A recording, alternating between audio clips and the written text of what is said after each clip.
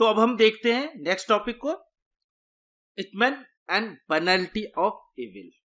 यहां पे देखेंगे कि इकमैन जो है एक जस्टिस है जो सजा देते हैं जर्मनी के अंदर लोगों को, ज्यूज को particularly, and penalty of evil, जो एविल है किस तरह से उनको बनाया गया या इनको बहुत नॉर्मलाइज कर दिया गया कि ये जो एविल बनते हुए भी इतने साधारण या चीजों को एक्सेप्ट करना कि हम कब बर्बर हो जाएंगे, हम जब एविल की तरह दुष्ट कह सकते हैं या दैत्य की तरह हो जाएंगे, ये हमको पता नहीं चलेगा।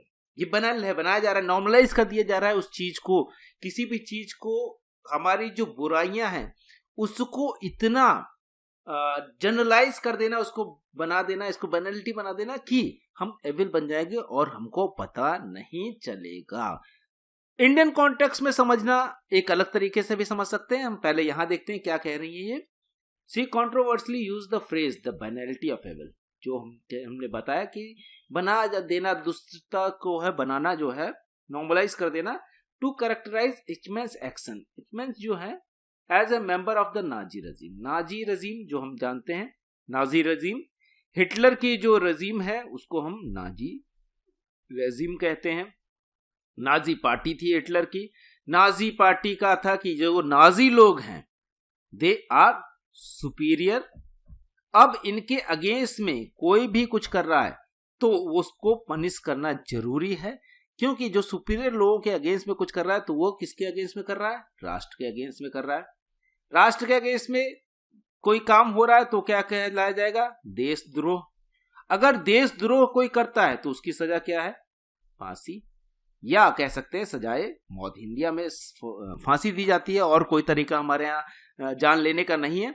लेकिन हिटलर ने बहुत से अलग अलग इनोवेटिव तरीके, इनोवेटिव तो पॉजिटिव टर्म हो जाएगा, बहुत ही गलत तरीके के अलग अलग तरीके अपनाए।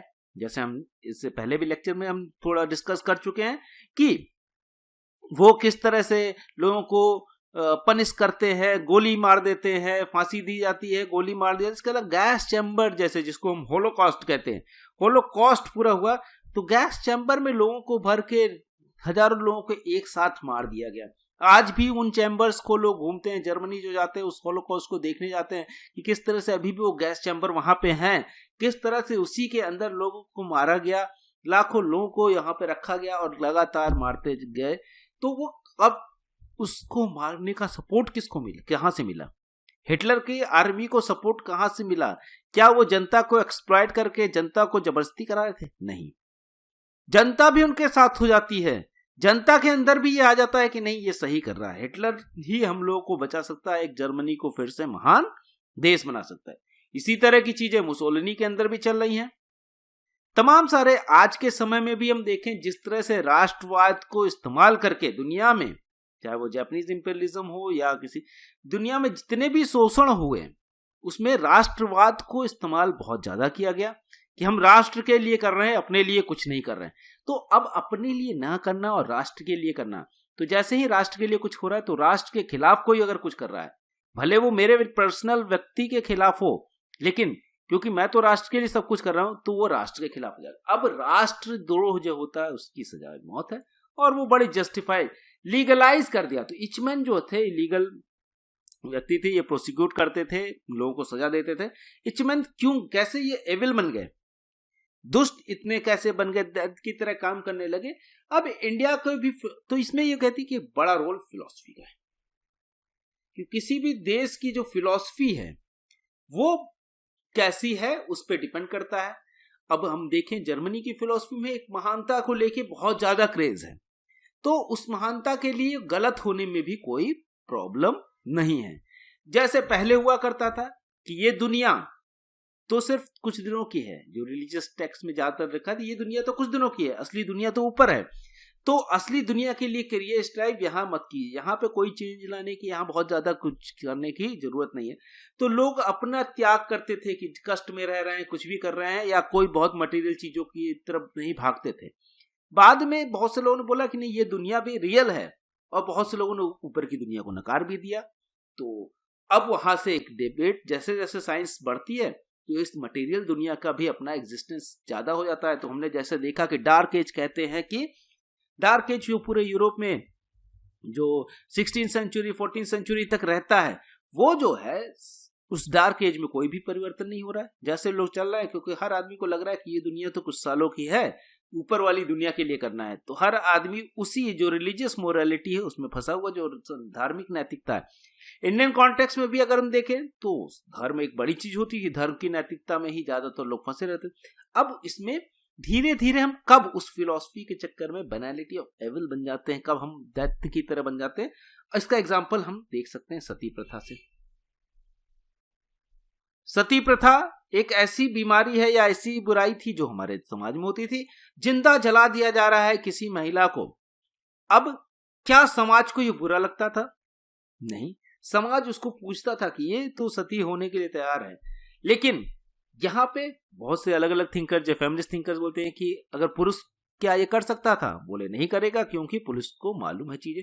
तो महिलाएं लगातार सती हो। इसके अलावा विधवा विवाह जैसी चीजें, कि विधवा विवाह नहीं हो सकता था, उसी समय में पुरुष कर सकता था। लेकिन तो अब किस तरह से आप अलग, क्योंकि हमारी जो फिलॉसफी थी वो बड़ी मोरल थी, और वो जो ऐसी सुपर नेचुरल चीजों पे ज्यादा फोकस करती थी, जिसमें मान लिया गया कि इसने कुछ महान किया है और उस महानता के चक्कर में तमाम सारी बुराइयां हो रही हैं।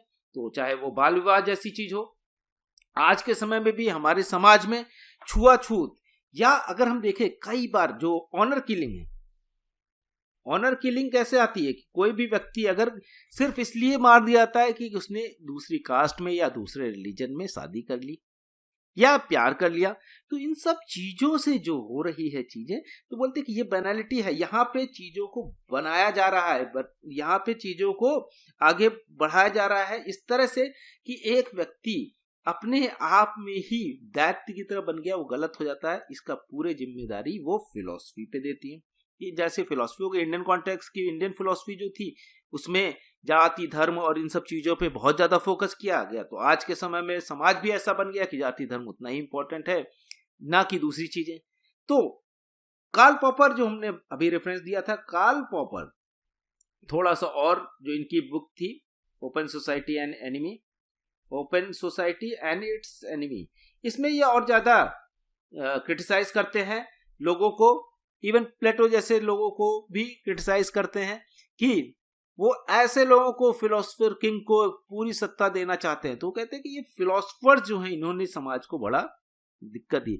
हेगल जैसे थिंकर जिनके ऊपर आता है कि हिटलर बहुत कुछ इन्फ्लुएंस इनकी फिलोसफी सोचता है, क्योंकि इनका जो डायलेक्टिक प्रिंसिपल था उसमें जो स्टेट है वो प्योर है, वो march of God on the earth है, कि मतलब जब राज्य होगा वो अपने आप पे सारी बुराइयों को खत्म करता है। राज्य का मतलब ये कि सीधे सीधे भगवान का अवतरण हो गया है, भगवान नहीं चला रहे।